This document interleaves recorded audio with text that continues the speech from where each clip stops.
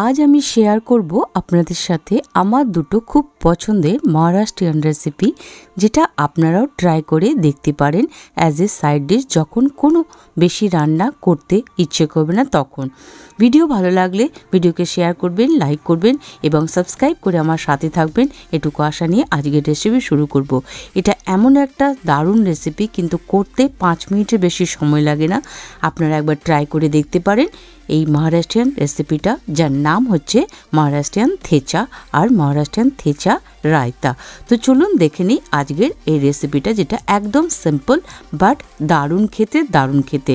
এবং যখন আপনার ঘরে কিছু থাকবে না বা আপনার শরীর খারাপ, কিছু তৈরি করতে ইচ্ছা করছে না, তখন এই রেসিপিটা তৈরি করে খেতে পারেন। রুটি দিয়ে তো দারুণ লাগে এবং ফ্রায়েড রাইস, ভাত কিছু দিয়েই আপনি খেতে পারবেন এই রেসিপিটা।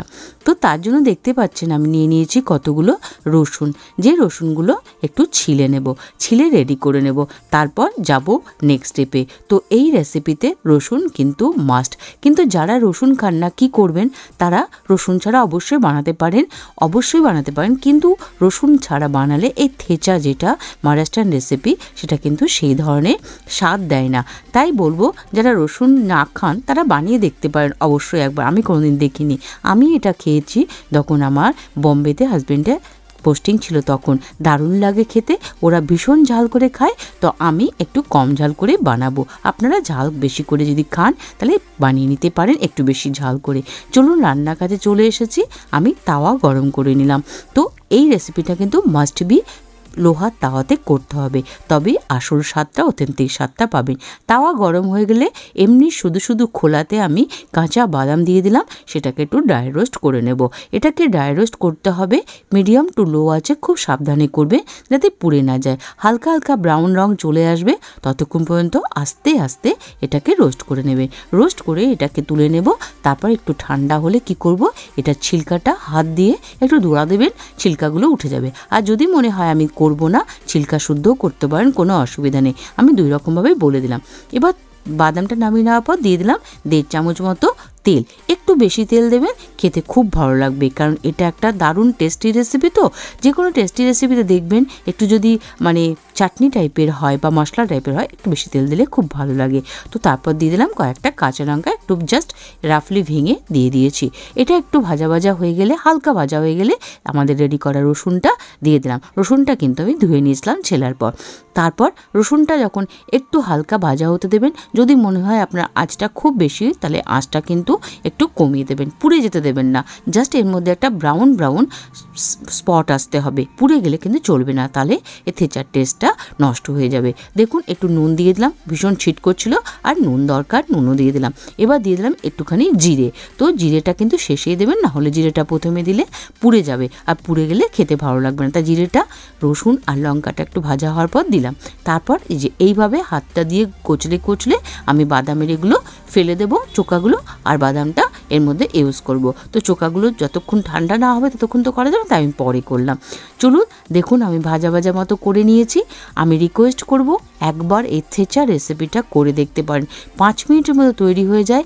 আপনি ভাত দিয়ে খান, সকালবেলা যদি তরকারি না করতে পারেন তার রুটি দিয়েও দিয়ে দিন, দারুণ লাগে খেতে। একবার আমার কথা বিশ্বাস করে খেয়ে দেখতে পারেন, যেটা তৈরি করতে কোনো সেরকম রেসিপি দরকার, ইনগ্রেডিয়েন্ট দরকার নেই। দেখুন বাদামটা দিয়ে দিলাম, একটু ভাজা হলো, তারপর দিয়ে দিলাম ধনে পাতা, যেটা কিন্তু আমি ধনে পাতা একদম ডাঁটি শুদ্ধ দিয়েছি, একটু আধকাচড়া করে ভেঙে দিয়ে দিয়েছি, একটু কাঁচি দিয়ে বা চাকু দিয়ে এমনি মোটামুটি একটু রাফলি চপ করে দিয়ে দিয়েছি। এইভাবেই দেবেন কিন্তু, কেন সেটা আমি পরে বলছি। দেখুন হয়ে গেছে, এটা একটু ভাজা হতে দেবেন। এই 2 থেকে 2.5 মিনিট একটু ধৈর্য ধরে করবেন, একটু লো টু মিডিয়াম আছে বা মিডিয়াম টু লো আছে, একটু হালকাভাবে করে নিতে হবে, পুড়ে না যায়, সেটা আমি বলতে চাইছি। ব্যাস হয়ে গেলে এটাকে নামিয়ে নেব। তবে হ্যাঁ, হামনদিস্তায় করার চেষ্টা করবেন। এটা যদি হামনদিস্তা না থাকে তাহলে শিলপাটাতে করবেন, কুটে করতে হবে। আর যদি তাও না হয় আপনি মিক্সিতে অবশ্যই করতে পারেন, কিন্তু অথেন্টিক স্বাদটা কিন্তু পাবেন না।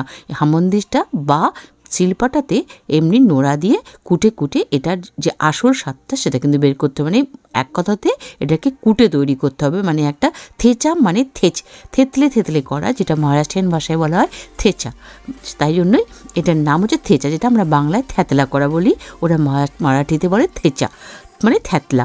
তো সেটার অর্থতেই এটাকে থেচা বলে। তো কেউ কেউ একটু ডিফারেন্টভাবে করে, আমি আমার মতো যেটা আমি দেখেছি ওখানে খেয়েছি আমি সেইভাবেই করি আপনাদের সঙ্গে শেয়ার করছি। মেনলি এরমই হয়, তবে একটুখানি হেরপদ হতেই পারে, লোকে হয়তো কেউ একটু অন্য কিছু অ্যাড করতে পারে, তবে মেন ইনগ্রেডিয়েন্ট এটা, সেটাই আমি আপনাদের সঙ্গে শেয়ার করলাম। দেখুন সুন্দর করে নিয়েছি, কিন্তু মাথায় রাখবেন এটা কিন্তু দানা দানা রাখবেন, মানে যেটাকে বলে দাঁড়, তো মানে বাদাম টাদামগুলো যেন একটু এরম ধরনের থাকে, তবেই কিন্তু আসল স্বাদটা পাবেন। গরম ভাতের সঙ্গে অপূর্ব লাগে। চলুন এটাকে সার্ভ করে নিই। সার্ভ করে আমি আপনাদেরকে দেখাচ্ছি। আপনি এটাকে এমনি সার্ভ করতে পারেন, আর যদি মনে হয় আপনি একটু টক খেতে ভালো লাগে, তাহলে আপনি এটার মধ্যে একটু লেবু এটাকে চিপে দিতে পারেন, অল্প করে লেবু চিপে দেবেন। আদারওয়াইজ আপনি একটা কাজ করতে পারেন, যদি তাও না থাকে আপনার বাড়িতে, আপনি আমচুর পাউডার এখানটা দিতে পারেন। ওই যে বললাম অনেকে অনেক রকম একটু হেরফের করে করে, তবে আমি যেটা ওখানে দেখেছি বম্বেতে, যখন আমি বললাম যে পোস্টিং ছিলাম, ওরা ভীষণ খায় এই জিনিসটা, যেটা তৈরি করতে কোনো টাইম লাগে না। তো তখন থেকে আমি এটা ভীষণ একটা ফেভারিট জিনিস, গরম ভাতে অপূর্ব লাগে। চলুন হয়ে গেছে, সার্ভ করে দিচ্ছি। এবার কি করব, এই থেচাটা দিয়ে আমি করব একটা থেচা রায়তা, সেটাও খেতে অপূর্ব লাগে। যদি আলু পরোটার সাথে এ ধরনের একটু রায়তা আপনি সার্ভ করেন না, আলু পরোটার স্বাদ অপূর্ব হয়ে যায়। তো চলুন দেখে নিই এবার থেচা দিয়ে থেচা রায়তা কীভাবে করব।